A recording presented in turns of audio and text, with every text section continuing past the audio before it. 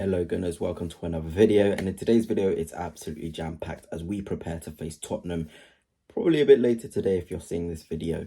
Before I begin, if you are new here, please give this video a massive thumbs up, hit the subscribe as well, it will be greatly appreciated. But yeah, let us start. We've got some Victor Gyokeres training footage. Hopefully we see him make his debut for Arsenal later today, but let's just have a look. There was a finishing drill and he put in an absolute stunner. Let's have a look at it right now.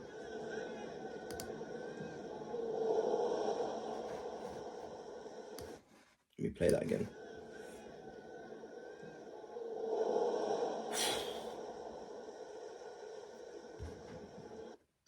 Honestly, what a goal. I'm just going to let that play for a little bit because, Arsenal fans, how long have we been waiting for a ball striker like this?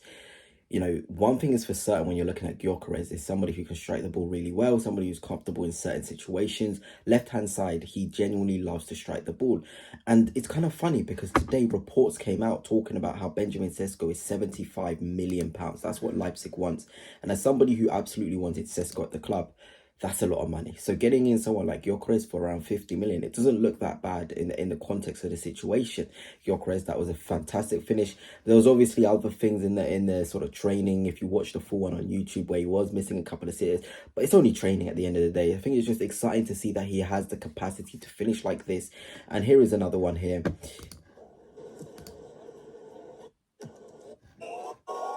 Another lag. Bear with me whilst it lags, but again, low battery.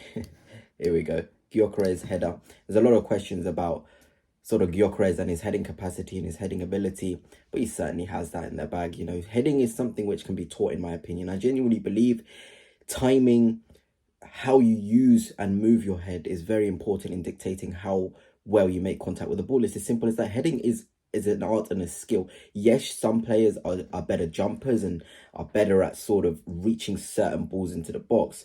But heading on its own, you can have the direction, you can learn the technique, you can learn the part of your head to use, and you'll be just fine. I genuinely don't believe that Gyokeres is going to be a scrub in the air like a lot of Arsenal fans are saying. Before I continue on with this video, a massive shout out to the guys at Dragon Jersey who are once again sponsoring this video. You can get Arsenal kits from the past, from the present. Currently, I've got one of the Arsenal kits from the past here, and it's genuinely a very good site for getting them. And if you want some discount, 10% off, you can use code Fanatics.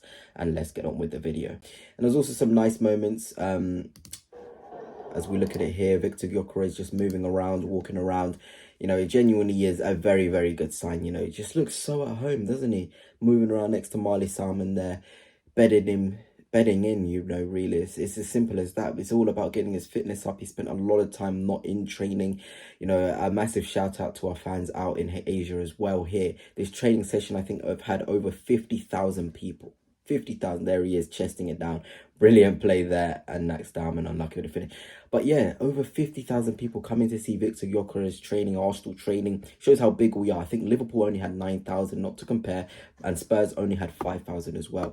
So it just goes to show the sort of big club that Arsenal are to be able to attract that many fans. And, you know, here we are again. Another image of Gyokeres. You know, I'm just going to overload you with a lot of Gyokeres content because it's exciting, man. You know, every Arsenal fan is excited to see Gyokeres.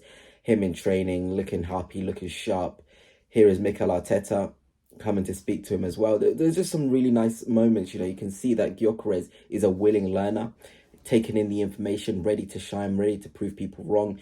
I don't think he'll start straight away against Spurs. It will be very surprising. But being on the bench, absolutely, coming off the bench, it'll be good for him as well, you know. But look at Arteta, you know, it's just really nice to see a big strike. Look at him, he's even telling him, oh, you know, I know it's only short clips, but we can take a lot from this. Gyokeres, willing learner, somebody who wants to improve, somebody who's hungry. And a lot of people that have played with him have talked about Gyokeres being so hungry in training and very impressive. But anyway, let us get on to the, well, I don't want to call it main thing, but it is.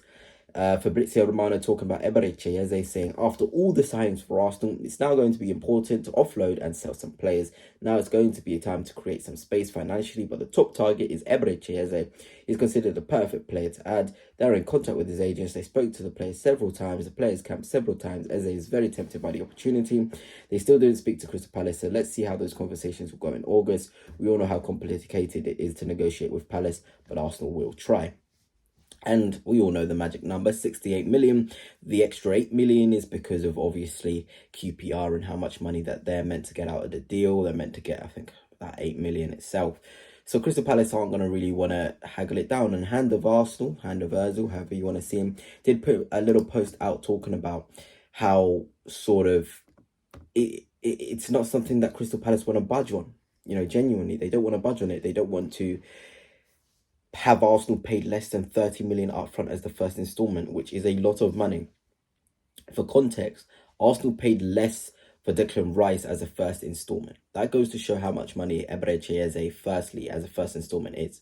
I think we only paid around 20, 15 million. Crystal Palace on 30 million as a first instalment. We've just got to help Andrea Berta has his star negotiating skills as he's been doing this window. He's got some really nice deals for us. Mosquera 15 million.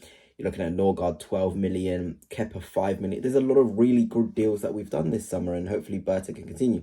But what I did say in regards to Eze, and it got a lot of slack in the comment section, a lot of people agreeing as well. In terms of Eze's price is looking kind of steep. I still maintain my stance in bringing in a Rodrigo or Leao.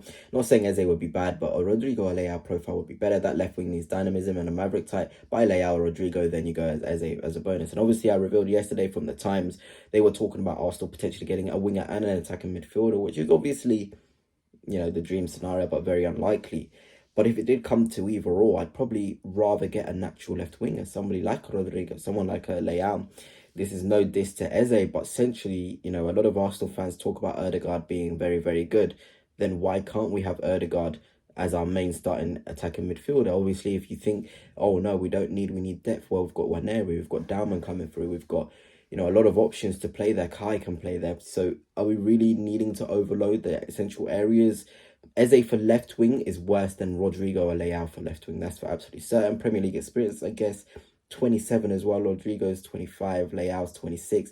You know, there's so many factors that you've got to think about regarding this deal, but you know, regardless, man, I said it. Eze is a phenomenal player. Rodrigo's a phenomenal player. Leao's a phenomenal player. You just make it work. But let's get on a bit of Max Dowman. People were absolutely raving as the open training session happened. Here is him doing a couple of ball spraying. It's nice to see, man. Max Dowman is absolutely flying and hopefully gets minutes in the North London derby again. Arteta seemingly trusting him to come in very early on, set for 30 minutes, for 40 minutes. Look, this is not normal. For a manager to be able to trust a talent to come on so early in games and impact them is genuinely just so exciting to see. And you just see the technical security he has. It is very, very, very good. And of course, him and Declan Rice, the partnership they have is really, really beautiful. Here they are smiling. They were doing some of these drills, and Mikel Arteta actually got involved, and it was kind of funny if I try and play this clip back. Mikel Arteta getting involved with Max Dowman and Declan Rice. Here it is, really just playing a bit. Dec, you know how Dec is really is a bit of a goofball, but we love him for that. A lot of personality in him. And Max is obviously taken to him. You know, we need a mentor like Dec, and Dec is taking that role very, very, very good. And here is Max, and you'll see Mikel Arteta coming in. It was just a funny moment, you know, so many nice clips from this training session. Get to Max trying to do what Declan was doing. But yeah, look at the shot, look at the laughter. It's all good vibes. We all know what we want to do next season, and that is to win trophies.